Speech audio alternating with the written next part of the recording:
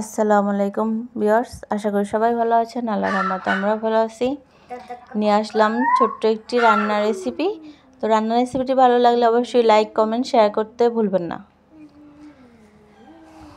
তো আজকে চিকেন রান্না করব। চিকেনটা আমি এখন কেটে নিয়েছি। তো কেটে আমি পরিষ্কার করে নেব ভালো করে।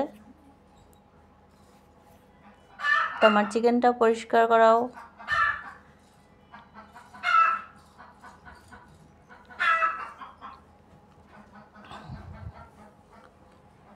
তো চিকেনটা আমার পরিষ্কার করা হয়ে গেছে।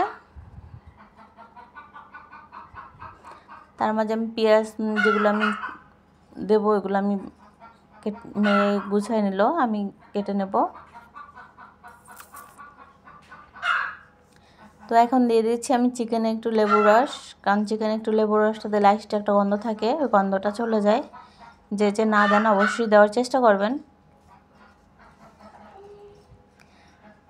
কারণ চিকেনটার ভিতরে একটু ব্রয়লার মুরগি, দেশি মুরগি না, ব্রয়লার মুরগিটা একটু দিলে লেবু রসটা দিলে গন্ধটা চলে যায়, লাস্টে একটা গন্ধ থাকে।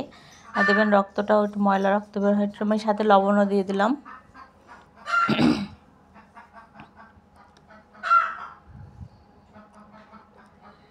ভালো করে মেখে নেব।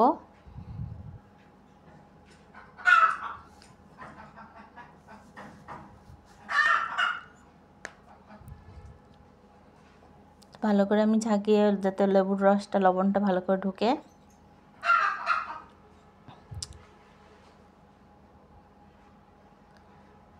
আমি রেখে দেবো 5 মিনিট।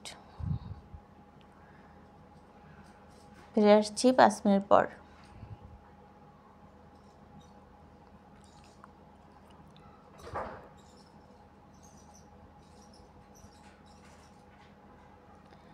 তো এখন আমি দিয়ে দিলাম জিরা বাটা, গরম মশলা, পেঁয়াজ বাটা দিয়ে দিলাম।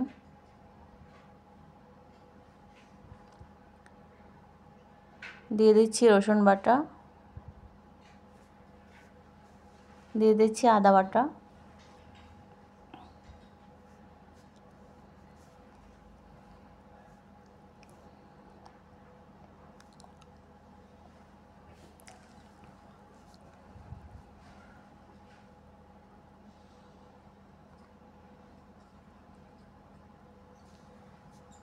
তো সব মশলা আমি পরিমাণ মতো দিয়ে দিলাম।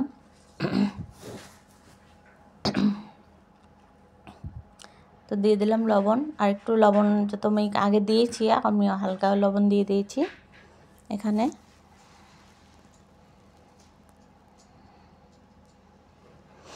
আর এটা আমি ছেলের জন্য আলাদা করে উঠে রাখছি, কারণ ঝালটা দিলে ও খেতে পারবে না, এই জন্য মশলাটা মাখায়ে ওর জন্য আমি আলাদা করে উঠে রাখছি। লেগ পিসটা আমি উঠে রাখলাম যে তোকে আমি ভাজা দেবো। এখন মরিচের গুঁড়া, হলুদের গুঁড়া আমি পরিমাণ মতো সব কিছু দিয়ে দিলাম।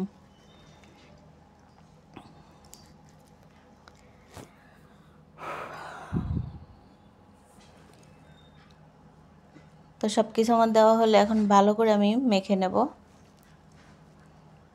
একটু হালকা তেলও দিয়ে দিলাম। পরে আমি সসটা দিয়েছিলাম, সসটা আমি দেখাই নাই, সসও দিয়ে দিয়েছি একটু, কারণ আমি এটা কষাইও রান্না করব, কিছু ভেজেও খাবো, দুইটাই করব, এই জন্য আমি একবারই মশলা মেখে নিলাম। তো ফ্রাই প্যানে আমি তেল গরম করে নিলাম। আগে আমি ছেলের লেগ পিসটা দিয়ে দেব,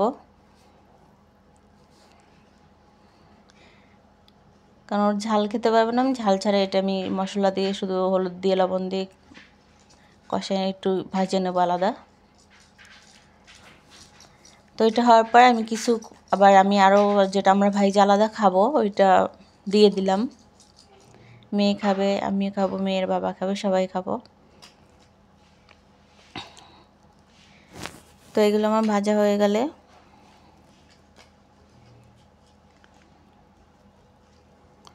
তো আমার এগুলো ভাজা হয়ে গেছে।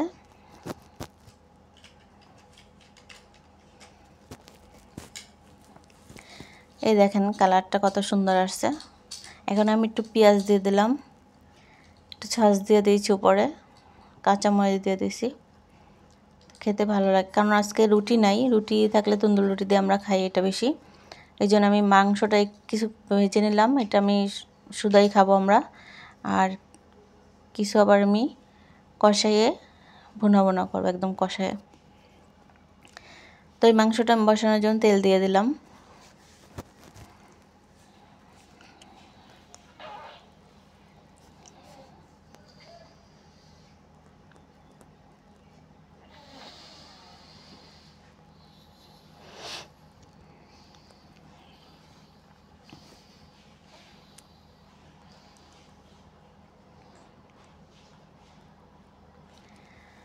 তো আমি ভালো করে পেঁয়াজগুলো ভেজে পরে আমি গোশগুলো এক্ষুনি দিয়ে দেবো।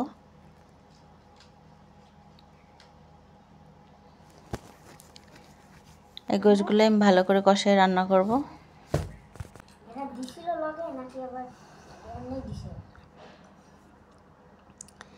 তোমার রান্নাটা হয়ে গেছে, দেখেন কালারটা মাশাআল্লাহ কত সুন্দর আসছে। তো খেতে অনেক স্বাদ হয়েছে, আর এভাবে রান্না করে খেয়ে দেখতে পারেন, অনেক স্বাদ হয়। আমরা কাঁচা যেটা কষায় রান্না করি ওইটার চেয়ে।